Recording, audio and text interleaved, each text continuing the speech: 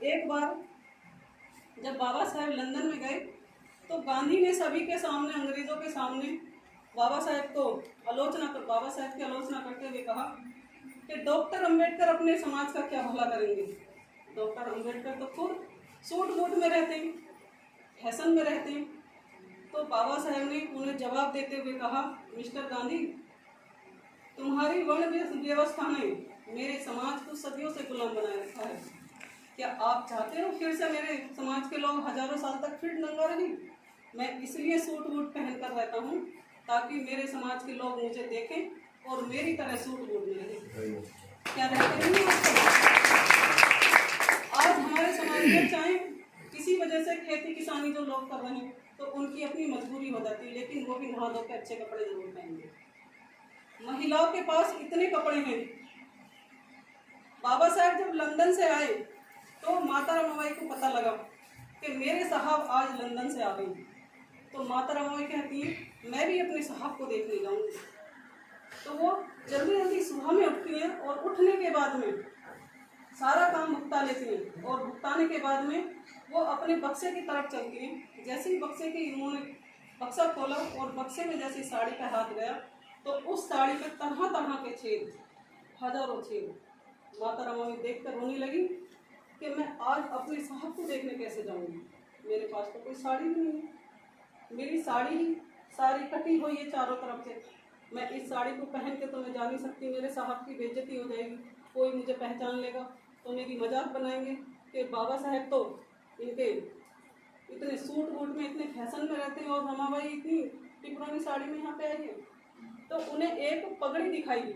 जैसे ही पगड़ी दिखाई दी तो पगड़ी उन्होंने पहले तो धो ली, पानी से धो के उन्होंने कुछ सूखी हुई कुछ गीली उन्होंने अपने शरीर पर लपेट ली और जैसे ही उसे पहन के चलने लगी तो वो तो पगड़ी थी, साड़ी तो थी नहीं। और वो जैसे जैसे सूखती गई पगड़ी जो थी ऊपर घुस पड़ती गई। अब उनकी पगड़ी घुटनों तक आ गई। माता रमाबाई उस पगड़ी को देखकर अपने आप में शर्मिंदा होने लगी और शर्म से पानी पाने लगी।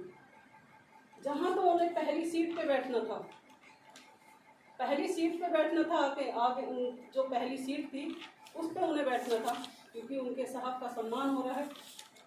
ना वो पहली सीट पे बैठी और ना दूसरी सीट पे बैठी।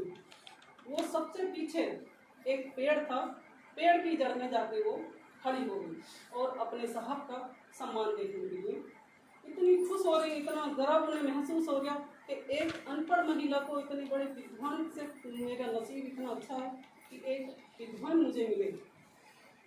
तो माता रमाबाई मन ही मन रोने लगी कि मैं कितनी खुश नसीब हूँ, मेरे पति इतने पढ़े लिखे हैं और देश का भला करने की सोच रहे हैं। तो बाबा साहब जैसे सम्मान करते हुए ऊपर से मंच पे से नीचे उतर कर आ रहे थे तो एक नज़र उनकी रमाबाई पे पड़ी। तो उन्होंने झट से अपनी रमाबाई को पहचान लिया और पहचानने के बाद में वो सबको छोड़ छाड़ कर रमाबाई के पास आ खड़े हुए। और माता रमाबाई को जब फटी साड़ी में उसमें पगड़ी में देखा उन्होंने पहचान लिया, ये तो पगड़ी साहू जी महाराज ने दी थी मुझे। तो वो अपनी रमा का हाथ पकड़ के हाथों में हाथ लेके कहते हैं, रमा मुझे माफ़ कर देना, मैं कितना अभागा पति हूँ कि मैं तुम्हें एक साड़ी भी नहीं दे पाया।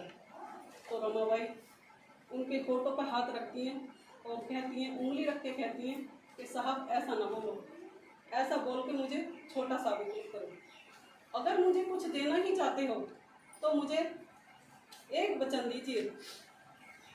तो बाबा साहब डरने लगे कि पता नहीं माता रमाबाई क्या मांग ले।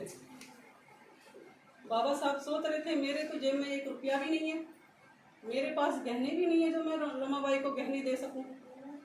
तो वो डर रहे हैं मन ही मन में। तो माता रमाबाई कहती हैं कि साहब पढ़ लिख के कोई ऐसा काम कर जाना, मेरे पास साड़ी नहीं है इसका दुख नहीं है मुझे, लेकिन आने वाले समय में मेरे समाज की एक भी महिला ऐसी न रहे जिसके पास एक साड़ी ना हो।